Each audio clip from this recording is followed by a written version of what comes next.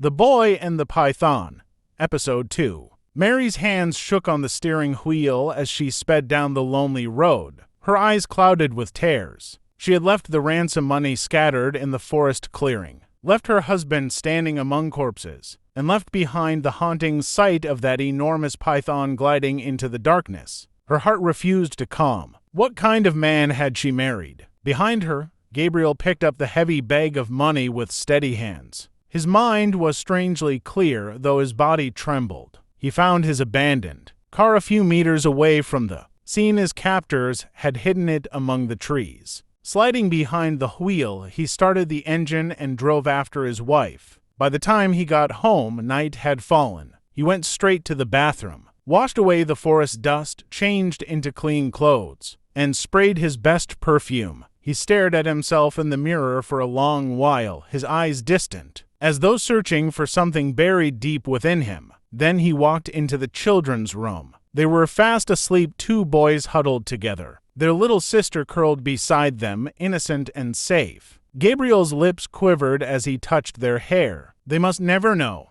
he thought.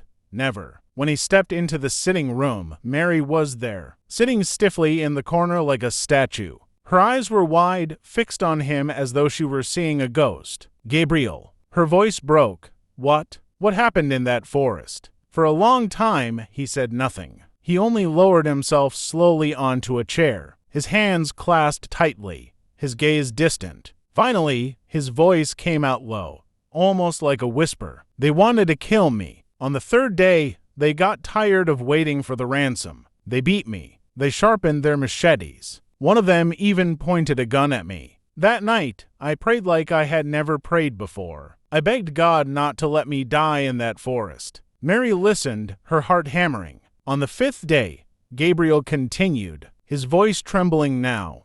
They tied me to a tree. I thought that was the end. Then, I heard it. A sound I can never forget. The dry leaves crackling. A heavy, sliding sound. At first I thought I was hallucinating. But then it came into the clearing. He paused, his breath shaking. Mary leaned forward, desperate yet terrified. It was a python. Mary.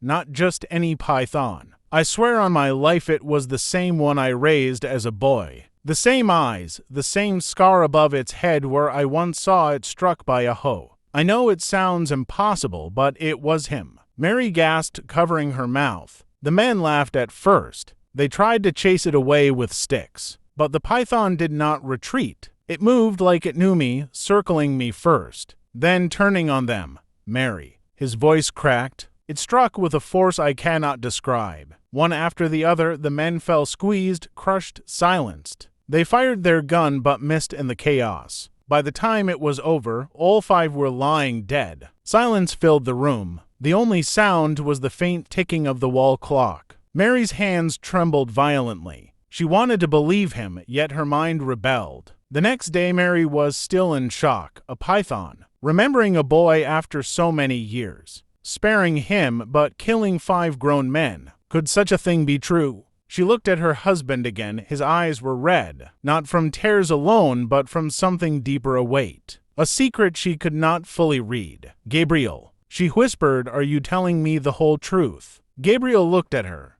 his jaw tight. His lips opened slightly, as though he wanted to speak, but then he stopped. Instead, he leaned back, shut his eyes, and let out a long, heavy breath. Mary shivered. She could not tell if it was fear or pity that gripped her heart. All she knew was that the man she married was no longer the same, and the shadow of that python still lingered between them, even here in their home. Who is this man I call husband? Who is Gabriel? What is the plan of the snake for him? Should I be grateful for the snake for saving my husband, or should I be afraid of what is yet to unfold? Mary continued to ask herself unanswered questions. Episode 3 will reveal more.